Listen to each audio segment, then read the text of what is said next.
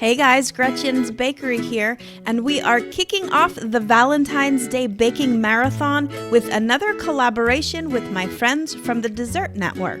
So be sure to click the links at the end of this video so you can go check out how to make these other fabulous creations.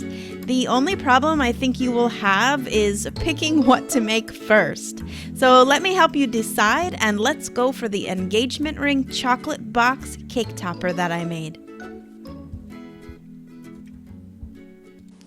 Hey guys, welcome back to Gretchen's Bakery. With Valentine's Day approaching, I think this time of the year is the time where people get engaged more often than not, right? Probably on Valentine's Day or New Year's more than any other time of the year. And you guys know that I'm not like super duper wonderful at cake decorating. There are so many people out on YouTube that are just blowing me out of the water when it comes to cake decorating, but that still doesn't stop me from trying. So I'm going to try and simplify it as much as possible for you guys, as I always do.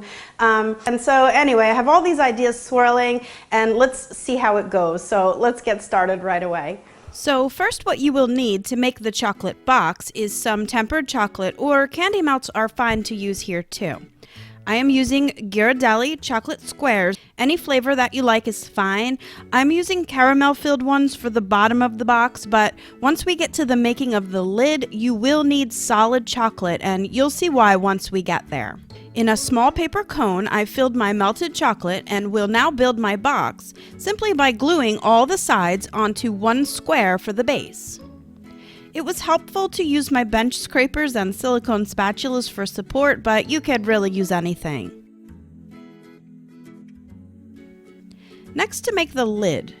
We will be cutting the squares in half now, so this is where a filled Ghirardelli square will not really work. A sharp serrated knife is best for this job since a sawing motion will cut better and avoid splintering and breaking the squares. You will need 2 more squares cut in half to make the 4 sides of the lid, with 1 more full square for the top.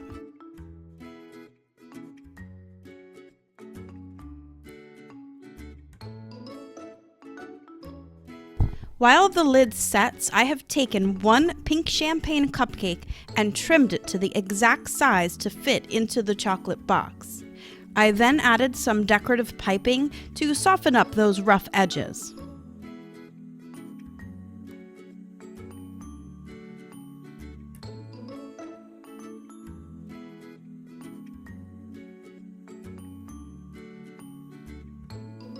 Next, to make the ring out of gum paste, roll it out to about 1/4 inch thick.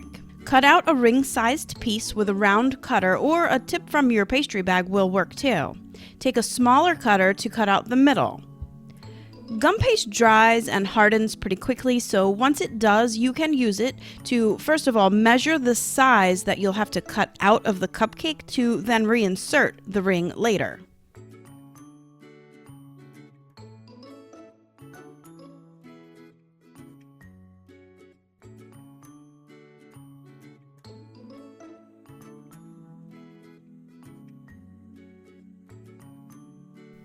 Then you can brush it with silver or gold luster dust mixed with vodka. The vodka will evaporate off, leaving your gum paste with just the shiny gold luster. Set it aside to dry completely. Next, we have to make the hard candy for the diamonds.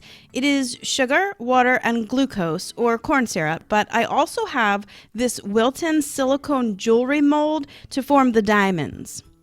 Get the water, sugar, and corn syrup onto a high heat and stir constantly until it boils.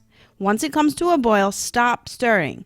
Then attach a candy thermometer to it and let it come to 300 degrees Fahrenheit. Pour the hot sugar into a heat-proof Pyrex measure, let it stand to cool just for about a minute, and then pour it carefully into the silicone mold. Obviously, we only need 1 large diamond for our ring, so you will have extra sugar for decorations for the cake or cupcakes or whatever it is that you're planning to use this cake topper for. Once the sugar cools, you can easily pop them out of the mold and onto parchment paper. Sugar, like lollipops, are very sensitive to humidity, so be sure to keep these stored in a very cool, dry spot so that they don't melt and get super sticky. Use a bit of that reserved hot sugar to glue the diamond onto the gum paste ring. And for the crazy cat lady, you can make an extra special diamond ring. Yeah, that would be me. Next, I made another contraption with a long skewer and a styrofoam to hold the lid in place while I glued it to the base box.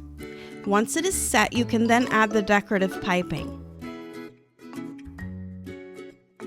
Place the ring inside and then touch it up with more luster dust.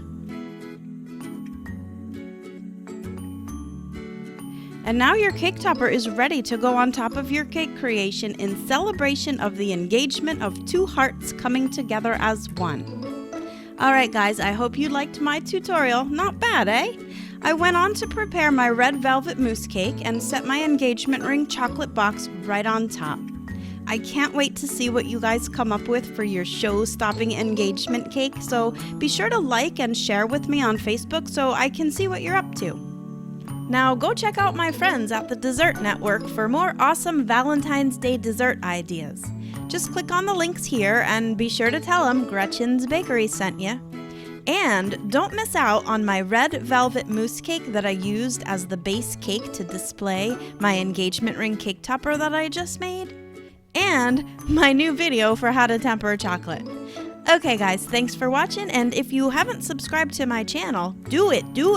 I upload every Thursday and Sunday, and you will get all the best recipes at GretchensBakery.com. See you soon!